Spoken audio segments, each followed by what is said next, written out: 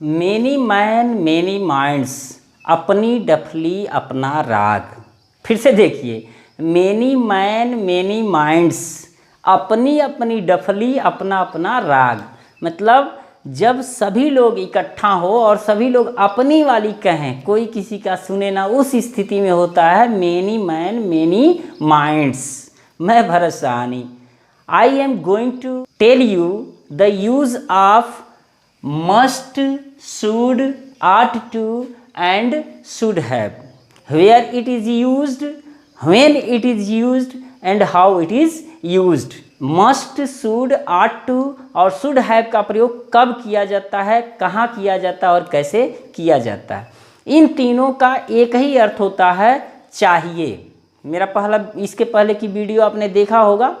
तो will sell का प्रयोग हो, कैन कुड का प्रयोग हो, मे माइट का प्रयोग हो, नीड डेयर का प्रयोग हो, या कोई और भी मॉडल एक्सिलरी वर्ब या प्राइमरी एक्सिलरी वर्ब जो यूज होता है, उसमें एक चीज़ ध्यान देना कि हमेशा वाक्य के अंत वाला जो आता है उसी को हम यूज करते हैं इसमें। जैसे मान लीजिए वह घर जाएगा, गा गा, तो गा का मतलब विल सेल यूज करेंगे।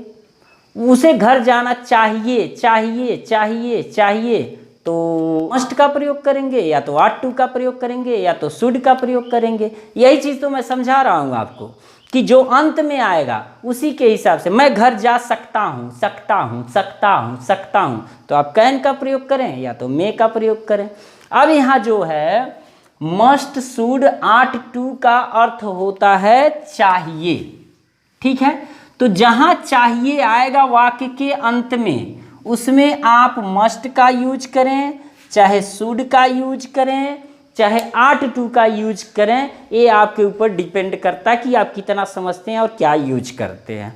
तो आप यूज करना तो जानते हैं कि चाहिए कहाँ यूज होगा, लेकिन अब कहाँ क्या यूज होगा इसी को हम लोग क्लेरिफाई कर लेंगे। यहाँ देखिए, आपके समझने के लिए हमने लिख दिया है ताकि हम लोग इसको फॉलो कर सकें, इसी के अकॉर्डिंग हम चल सकें। ये चीज़ें कैसे यूज करते हैं इसको हम देख लेते हैं। उसे एक घर खरीद लेना चाहिए। ठीक है, चाहिए है तो आप शुड प्रयोग कीजिए। किसे खरीद लेना चाहिए? उसे का मतलब हो गया ही। ठीक है, अब सब्जेक्ट हो गया। सब्जेक्ट के बाद आपको हेल्पिंग वर्ब लिखना, और यहाँ हेल्पिंग वर्ब आपको मिलेगा 3 हेल्पिंग वर्ब। कौन कौन सा? Must, should, ought to। तो क्लियर जान लीजिए, एकदम क्लेरिफाई कर लीजिए, आपको तुरंत याद हो जाएगा, ये सब पढ़ने की जरूरत ही नहीं रहेगी। साधारण अर्थों में चाहिए का अर्थ आप शुड लगाएंगे।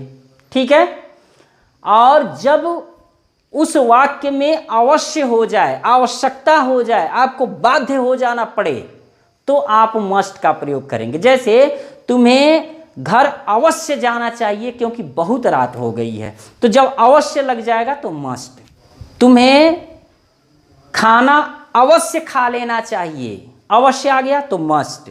तुम्हें किताब अवश्य पढ़ लेना चाहिए, अवश्य आ गया तो मस्ट। तो ऐसी स्थिति में यहाँ मस्ट का प्रयोग होगा। ठीक है, साधारण अर्थों में शुड, और एकदम जरूरी है, आवश्यक है तो मस्ट, और अगर नैतिक कर्तव्य है, सलाह है, राय है, तो ऐसे में हम प्रयोग करेंगे ought to का। अब हम कैसे जानेंगे कि इसमें नैतिक कर्तव्य है? जैसे नैतिक कर्तव्य क्या है? हमें अपने माँ बाप की सेवा करनी चाहिए। कहाँ करते हैं सभी लोग? हमें अपने देश से प्रेम करना चाहिए। हम कहें कि हमें अपने देश से प्रेम करना चाहिए, तो क्या तुरंत अब जाएंगे प्रेम करने लगेंगे? नहीं। तो ये नैतिक कर्तव्य है कि हमें अपने देश से प्रेम करना चाहिए। हमें असहायों की सहायता करनी चाहिए। करते हैं? सभी लोग नहीं करते हैं, तो ये नैतिक कर्तव्य है। ठीक है, तो जहाँ नैतिक कर्तव्य की भावना हो वहाँ ought to का प्रयोग करेंगे, जहाँ अवश्य हो वहाँ मस्ट का प्रयोग करेंगे, और जहाँ केवल साधारण अर्थों में चाहिए हो वहाँ शुड का प्रयोग करेंगे। अब समझ में आया? देखिए, हम देख लेते हैं सेंटेंस। उसे एक घर खरीद लेना चाहिए, तो क्या एकदम मस्ट है? अगर यही रहता कि उसे एक घर अवश्य खरीद लेना चाहिए तो हम मस्ट का प्रयोग करते, लेकिन साधारण अर्थों में है उसे एक घर खरीद लेना चाहिए तो ही शुड। ठीक है, सब्जेक्ट के बाद हेल्पिंग वर्ब, ठीक है। और हेल्पिंग वर्ब के बाद मेन वर्ब, मेन वर्ब का मतलब होता है खरीदना या खरीद लेना, तो ये हो जाएगा बाई, ठीक है। ही शुड बाई, क्या खरीद लेना चाहिए, ए हाउस, इट्स ओके। अब देखिए, हमें अपने देश से प्रेम करना चाहिए। भाई इसमें नैतिक कर्तव्य है। कैसे नैतिक कर्तव्य है कि हमें अपने देश से प्रेम करना चाहिए, लेकिन मेरी मर्जी है करूंगा कि नहीं करूंगा। तो ऐसे में यहाँ हमेशा आप आट टू का प्रयोग करेंगे।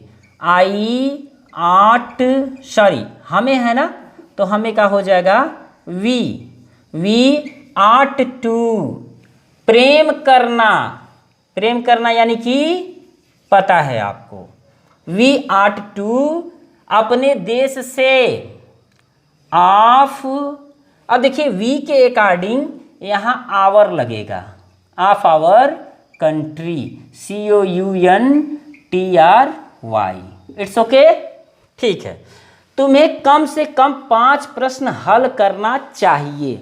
अब इसमें बाध्यता है आपकी, बाध्यता का मतलब अवश्य है कि आपको 5 प्रश्न अवश्य हल करने चाहिए। तो ऐसे में हम मस्ट का प्रयोग करेंगे, यानी कि यू मस्ट सॉल्व, ठीक है। You subject, must helping verb और solve main verb. You must solve कम से कम, एट लीस्ट मीन्स होता है कम से कम, एट लीस्ट 5 क्वेश्चंस, ठीक है, 5 क्वेश्चंस, ओके, 5 क्वेश्चंस। अब देखिए हमें कल कहाँ मिलना चाहिए, हमें कल अवश्य कहाँ मिलना चाहिए, ऐसा बोलेंगे तो अजीब नहीं लगेगा। तो और नैतिक कर्तव्य मिल रहा है क्या, नहीं मिल रहा है, तो हमें कल कहाँ मिलना चाहिए, इसमें साधारण चाहिए है तो आप शुड का प्रयोग कीजिए। देखिए जो चाहिए का मैं बता रहा हूँ, इसमें चाहिए का मतलब शुड होता है, मस्ट होता है, आट टू होता है। अगर आपको समझ में नहीं आता है तो जहाँ आप शुड लगाएंगे चाहिए के लिए सब सही हो जाएगा। बस ध्यान कहाँ देना है कि जहाँ अवश्य रहे वहाँ मस्ट लगाइए, और जहाँ नैतिक कर्तव्य रहे वहाँ आट टू लगाइए, ठीक है। अब देखिए हमें कल कहाँ मिलना चाहिए, कहाँ का मतलब हो गया वेयर। जब भी इंट्रोगेटिव वर्ड बीच में रहता है तो सबसे पहले हम उसी की अंग्रेजी लिखते हैं वेयर, और जब भी इंट्रोगेटिव वर्ड आ जाता है इसके तुरंत बाद हेल्पिंग वर्ब चाहिए। और हेल्पिंग वर्ब क्या है, दिख रहा है, अगर दिख रहा है तो बताइए। हाँ मैं सुन गया, आपने बताया शुड, वेयर शुड, ठीक है। और सब्जेक्ट क्या है बोलिए, हाँ सुनाई दिया, वी, वेयर शुड वी, मिलना, मिलना का हो जाएगा मीट, और कल यानी कि स्टरडे, YESTERDAY। बिल्कुल आप सही चल रहे हैं। यहाँ देखिए इंट्रोगेटिव मार्क मैंने नहीं लगाया और यहाँ भी इंट्रोगेटिव मार्क नहीं लगाया, ठीक है। राम को एक सेव खाना चाहिए, अगर यही रहता कि राम को एक सेव अवश्य खाना चाहिए तो हम मस्ट का यूज करते, और यही रहता कि राम को प्रतिदिन एक सेव खाना चाहिए क्योंकि वो बहुत दुबला हो गया है तो ये सलाह हो जाएगा, तो आट टू का प्रयोग करते। लेकिन यहाँ राम को हमने कहा कि एक सेव खाना चाहिए तो ये सिंपली अर्थ में है, तो यहाँ शुड का प्रयोग हो जाएगा, यानी कि Ram should eat an apple, ठीक है, एन एप्पल, इट्स ओके। आपको समझ में आ रहा है, ठीक है। थोड़ा सा और एग्जांपल्स हम देखते हैं। चाहिए, चाहिए किस माने होता है, अगर आपसे पूछा जाए किस माने चाहिए होता है तो आप जवाब क्या देंगे, मस्ट माने भी चाहिए, शुड माने भी चाहिए, आट टू माने भी चाहिए होता है। तो फिर इस चाहिए का अंग्रेजी क्या लगाएं, इस चाहिए का अंग्रेजी क्या लगाएं, इस चाहिए का अंग्रेजी क्या लगाएं। अब देखिए हमें गरीबों की मदद करनी चाहिए, ये क्या है, आपका नैतिक कर्तव्य बनता है ना कि गरीबों का मदद करना चाहिए। भाई नैतिक कर्तव्य वो होता है कि जिसमें आप जरूरी नहीं कि आप करें ही करें, आप नहीं भी कर सकते हैं, वो नैतिक कर्तव्य होता है, ठीक है। जैसे अपने माँ बाप की सेवा करना नैतिक कर्तव्य है, असहायों की सहायता करना नैतिक कर्तव्य है, अपने देश से प्रेम करना नैतिक कर्तव्य है। ठीक है, तो जो नैतिक कर्तव्य होगा उसमें देखिए जो शुड हमने बताया है ना, नैतिक कर्तव्य 8(2), देखिए नैतिक दायित्व या नैतिक कर्तव्य, बात वही है। स्ट्रांग प्रोबेबिलिटी, प्रबल संभावना, तो ऐसे में यहाँ चाहिए का अंग्रेजी आप 8(2) लगाएंगे। किसे? गरीबों की मदद करनी चाहिए हमें, तो हो जाएगा वी, और चाहिए का अंग्रेजी आप लगाएंगे 8(2). ठीक है, अब आप कहेंगे कि आपने इसमें भी लिखा है मोरल ऑब्लिगेशन, तो ठीक है आप शुड का भी प्रयोग कर सकते हैं, कोई दिक्कत नहीं है, लेकिन मेरा काम है आपको बताना। ठीक है, आप किताब में देखेंगे तो यहाँ शुड का भी प्रयोग मिलेगा, लेकिन मैं पूरी तरह से आपको क्लेरिफाई करना चाहता हूँ कि वास्तविकता क्या है।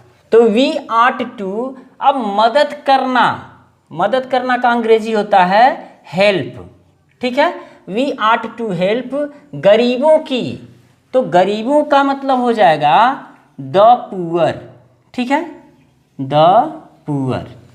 दूसरा देखिए, हमें दौड़ जरूर जीतना चाहिए, तो जब जरूर जीतना चाहिए तो ऐसी स्थिति में देखिए ये प्रबल नैतिक कर्तव्य है, ये प्रबल संभावना है, तो ऐसी स्थिति में हमें दौड़ जरूर जीतना चाहिए, तो हो जाएगा वी 8(2).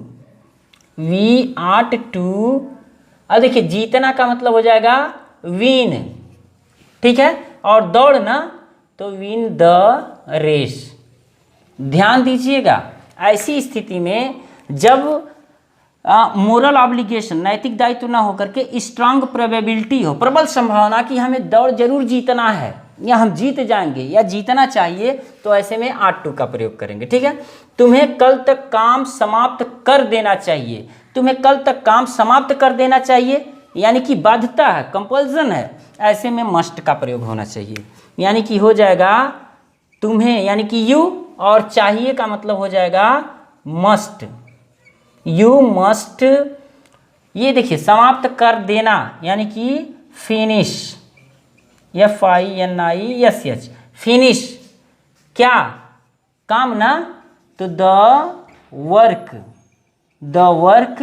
कब तक? कल तक, बाई कल तक यानी कि आने वाला कल है ना, कल तक काम समाप्त कर देना चाहिए, तो आने वाला कल है ना, तो बाई टुमारो। ठीक है, बाई टुमारो। ठीक है, वर्षा होनी चाहिए, आपको क्या लग रहा है? वर्षा होनी चाहिए, शुड का प्रयोग। कौन होनी चाहिए? वर्षा, तो वर्षा के लिए हम द रेन तो लगाएंगे नहीं, समय वर्ष दिन महीना ऋतु मौसम के लिए इट लगता है, तो it should be rain, it should be rain, वर्षा होनी चाहिए। ठीक है, अब देख लेते हैं, हमें कठिन परिश्रम करना चाहिए था, तो जब भी चाहिए के साथ था आ जाए, ऐसी स्थिति में आप शुड हैव, मस्ट हैव या 8(2) हैव का प्रयोग करेंगे। ठीक है, तो ये बहुत इजी है, इसको मैं एक ही एग्जांपल लिया हूं। हमें कठिन परिश्रम करना चाहिए था, तो था का मतलब शुड हैव, किसे परिश्रम करना चाहिए था? तो वी शुड हैव। ठीक है, वी शुड हैव, परिश्रम करना यानी कि वर्क, और कैसा? हार्ड, कठिन, तो हमें कठिन परिश्रम करना चाहिए था, तो जब भी था लगेगा तो चाहे वो 8(2) हैव लगाइए, चाहे शुड हैव लगाइए, चाहे मस्ट हैव लगाइए। अच्छा, मुझे आपसे एक चीज़ और बताना था कि जब भी किसी मॉडल ऑक्सिलरी वर्ब के साथ हैव रहता है, तो उस स्थिति में हमेशा वर्ब का थर्ड फॉर्म लगाया जाता है।